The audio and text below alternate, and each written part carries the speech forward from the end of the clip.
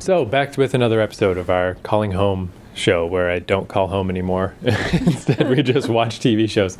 So, I'm a little, I'm kind of excited for this week because I think this one might be good. It's George Burns and Gracie Allen show.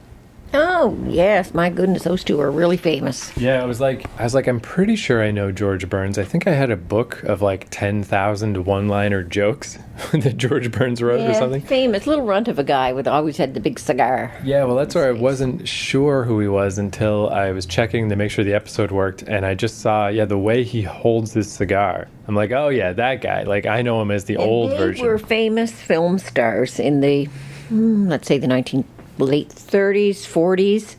So I don't know that I knew they had a TV show. Yeah, so the information I found, it's all pretty standard by the book stuff. I couldn't find much besides the nuts and bolts, but and it's kind of the same story as always. So they were headliners in vaudeville in the 20s, radio stars in the 30s and 40s. This TV show started in 1950, and it was initially like a live thing that they did and just broadcast out. Until 1952, they started filming it, but then they did play it in front of a live audience. So the reaction's real, but, they upped the production values and stuff. This episode, I'm not sure exactly when it's from, but I think it's after 1952. So once they started filming it properly. And it ended in 1958, even though it was doing fine and, critically good and ratings were still good. It's just, they did it for 8 years. And that's all I really know. Just that's it, just the basics. They did real cornball comedy, too. Yeah, just... So I guess we'll see. It's just because I know I've heard the name, so I'm like, oh, that's they must be famous for a reason. And George Burns went on to make movies. Like, he was 100 or over 100 when he died, and it's not that long ago. But after she died, and I don't know when that was, but he shows up in movies all the time. Yeah, I mean, I definitely knew him, and I don't know why. He just is always around. Once you see his face, you'll say, oh, yeah, that guy. Yeah. And so I found 2 episodes, another bonus to this episode. I found 2 of them, so we could watch either one, but this one, guest star Jack Benny. So I'm like, all right, fuck it, let's watch that one. Let's watch Jack Benny. All right, well, then let's do it. Episode 68, this is, so yeah, it must be a few years in.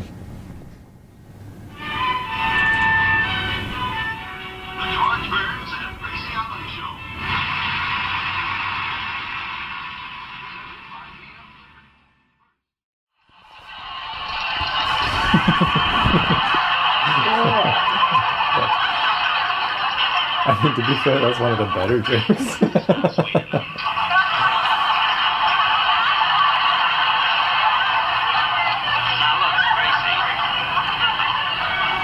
So, this might be a short episode because you got food prepared for you, and it's just, I don't know, how much is there to say about that? Yeah, I feel like I cursed it maybe a little bit at the start where I was like, oh, I'm kind of excited because I've heard of George Burns and Gracie Allen, and Jack Benny's in it. What could go wrong?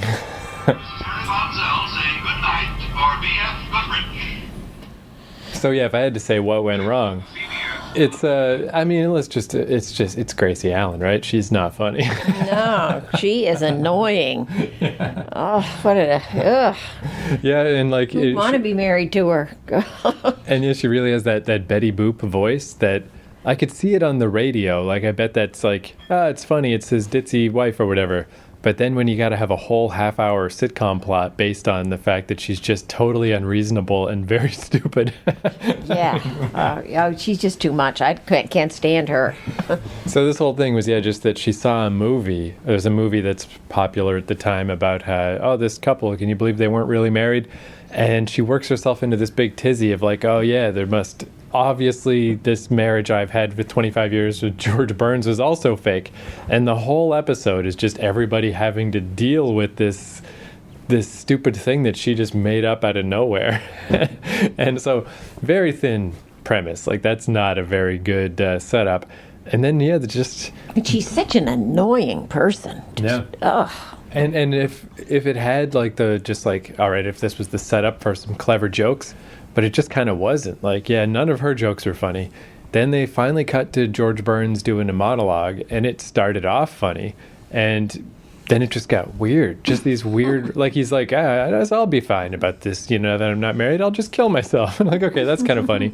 But then it's like, I'll just go back to my old job. But I can't do that. No one wears painted socks anymore. I'm like, okay, that's getting weird. And what was the next thing he said? I don't know. The references kept getting more and more obscure. And I'm just like, if this was 1950s life, I've never heard of it. Well, it sounds to me, though, we weren't getting the references, but I think 50s audiences, if they had been listening to radio shows of them for years, right, that would have meant something to them, but it just was, strange. And then Jack Benny probably still was the best part, but it really was, he was also just it's like he's struggling to keep his head above water in this terrible premise that is not interesting.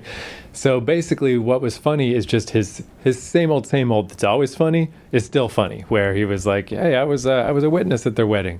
I mean, it was a little strange I was there because I was only 14 years old, because he insists that he's, like you're saying, like he's 39. always He never gets older than 39. And they've been married 25 years. So, yep, the math is right on. And then 39. And then his ridiculous skin thriftiness of like, oh, George, by the way, I returned your call earlier. And George, like, oh, yeah, sorry, has to give him a dime because he's just so cheap. So, I mean, yeah, like that's always going to be funny. That stuff's that's funny. But yeah, besides that, I think the in-depth commercials about BF Goodrich tires were kind of more interesting. Yes, very scientific. Yeah, they're showing puncture tests and all this stuff about how tires work. And yeah. So there's you have another one, do you? Yeah, there was 2 there, but I mean, I don't think we need to watch another one of those, because that would just be another episode, but without Jack Benny. Like, the only thing is it's an earlier one, really early. So maybe, why don't we watch it? If you want to. Yeah. I don't know. Sure. I'll give it a shot. Just to compare the two. All right. So yeah, we're going to double down, try one more episode, although... yeah, we shouldn't pass judgment just on one. I'm more than happy to pass judgment on just one, but I think this could be a bad sign that, we were saying the biggest problem was just that the absurd ditziness of Gracie Allen was really a killer. So this episode is season 2, episode 22. Gracie confuses a desk with a person. Oh, Lord. So, you know what? That's a bad sign. I wouldn't have believed it, but after seeing that episode, yeah, why not? I can believe it. Sounds like a fine plot for this show. The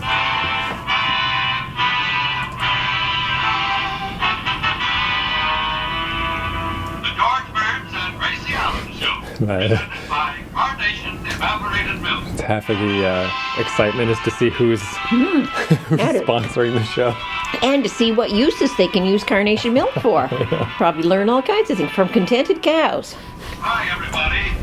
Our curtain's about to go up on George and Gracie, but we have a moment here, and I'd like to tell you this about George. Typical of most husbands. You're leaving me? How many years did you say this ran for?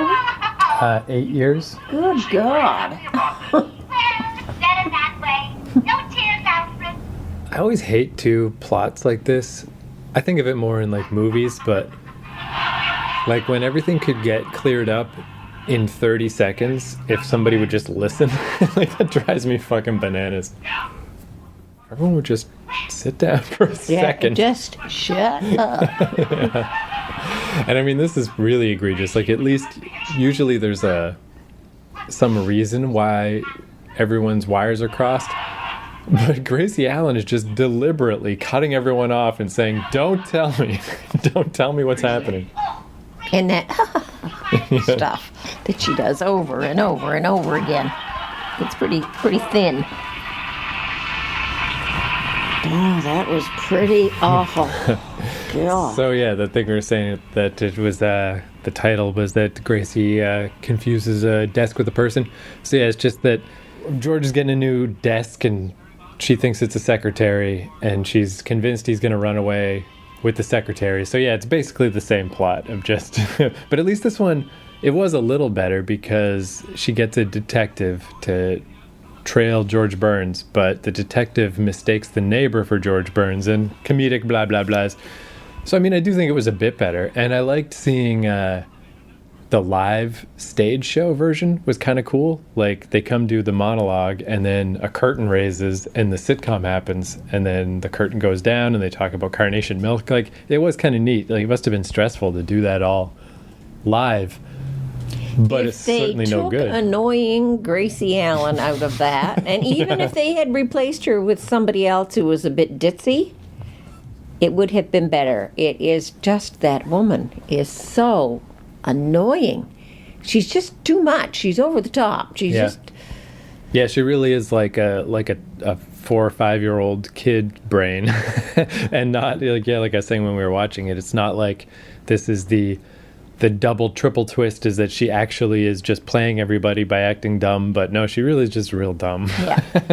And nobody, what's kind of unbelievable about it is a person like that, everybody'd be kind of rolling their eyes like every time she'd say something. In real life, that's what you might run into people who are dumb like that.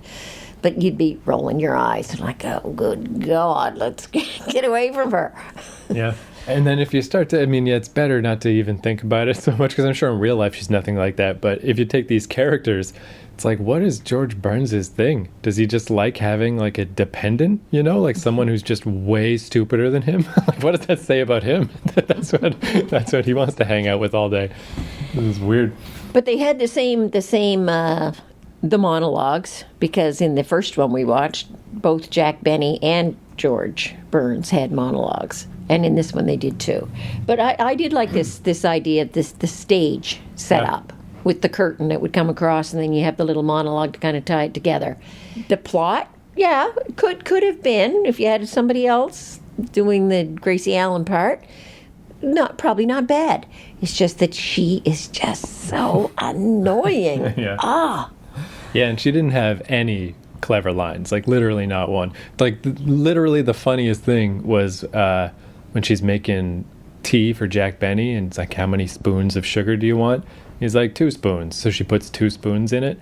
Like, that's the high watermark for her comedy. It's like, that's not funny. Even if it would finish off, her being that kind of annoying, ditzy, dummy type, if at the end... if they'd have a little twist to it to say, where she kind of says, oh my God, what a fool I've been, or something to show that she's got some semblance of humanity. She's not just a complete dumbo, but, she's, Yeah, just aggressively, like, in your face stupid. Too much, and never listens, and never just shuts up long enough to find out the reality of what's going on. She just blah, blah, blah. And that coming in and out, she must have come in 10 times at least, and and then she'd flit off again. And then she'd flit in again, and flit off again. Like, what the heck was all that about? Yeah, it's definitely like incredible patience by, I wonder if this is what led to, like, as we go on, I guess we'll see, but, the kind of later shows, like, The Honeymooners or All in the Family, where the husband is more aggressive, of just like, quiet you. Like, I wonder if this was building up to that. Like, we can't take this anymore. But in The Honeymooners, now if we do watch The Honeymooners, the wives are, yes, these stay-at-home wives kind of people, but those women in that are not stupid. Right. They usually are the ones who, while their men are being aggressive and Fred Flintstone like types and boorish. Everything else. Yeah. It's the women who come up with some plan or some resolution or something that shows that even though they're the little woman at home and not supposed to have very many brains, they've got brains. And I think things have really shifted. They just continued to move that way, because nowadays, like with like The Simpsons and Family Guy and stuff, you got the big dumb husband. But even just in normal sitcoms, whatever fucking King of Queens, just pick any random show, it's always like some schlubby idiot husband and the wife who's on top of things. Yeah. Like all the time. It's like the reverse of Burns and Allen. Yeah.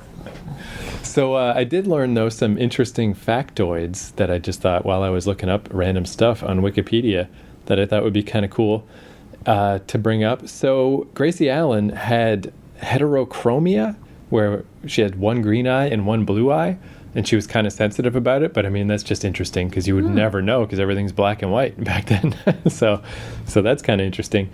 But yeah, just about George Burns's amazing lifespan. So let's see, hold on, let me bring this up. So Gracie died I don't always look up the deaths because it's just kind of depressing, but fuck it. Since George lived to be 100. She died in 1964, so she only had a little ways to go. She died of heart disease. And then we looked up the neighbor, B. Bernadette, who turned out to do like a lot of cartoon voices, and she was in different stuff. She got lung cancer and died in 67 or 68. Meanwhile, George, they estimate, smoked 300,000 cigars in his life. Even up to his death, he smoked 4 cigars a day, and he lived to be 100. And it's like, there is no justice. Like, how? So yeah, he lived over 30 years longer than her. Yeah, so she was born in 1902 and died in 1964. So she was 62, not that old. He was born in 1896, so he was a little bit older. 1896, so yeah, he was 6, 7, 8 years older than her. But yeah, so not only did George Burns completely survive smoking all those cigars to like literally no ill effect, it didn't affect him at all, but he died at 100, but they say he kept working up until he was like 95. Oh yes, he was very active and showed up in a whole lot of stuff. So yeah, I guess he fell in his bathtub when he was like 95, and they had to do some surgery to get like liquid off of his brain. So that's when he finally quit doing stand-up and stuff just because of that. But yeah, like literally mid-90s before he stopped. And apparently too, he worked his cigar into his act to the point that, how like when you're on stage, you have to just have a certain amount of time on stage. But he would time out his comedy act by where his cigar was, like how far down his cigar was. And then when his cigar ran out, he knew he was done telling jokes. Like, that's pretty cool. Cool. So yeah, there we go. So another piece of the puzzle of the history of TV. But yeah, I did just because Burns and Allen is such a famous thing. I do admit I thought it was going to be. I expected a little more. I expected a little better. Oh yeah, there's George Burns when he's older with the glasses. Like, well, anyway, yeah, we definitely. It's not a show I would have watched for 8 years. Yeah, I think we definitely gave it, just by even watching a second episode, I think we gave it more than it's due. Most definitely. Yeah. But anyway, I mean, you can't argue that George Burns, I mean, he's pretty awesome, just like his whole career has been so insanely long. And like, again, anybody from this era that I know, well, like I know him as an old guy. It's like, all right, good job. And yeah, I don't know. It's like, I guess we're kind of dumping on Gracie Allen a bit, but yeah, that's a bad character. That's not good. So I don't know what else to say about that. Yeah. There's nothing to say about her. She's just awful. All right. Well, I guess I'll shut this thing off. So, yeah. So I guess, I don't know. Again, I never quite know how to end these. I guess it's just next week. Who knows? We'll just see. We'll see what happens. Maybe it'll be better. Maybe it'll be worse. Who knows? The mysteries of TV. Who can say?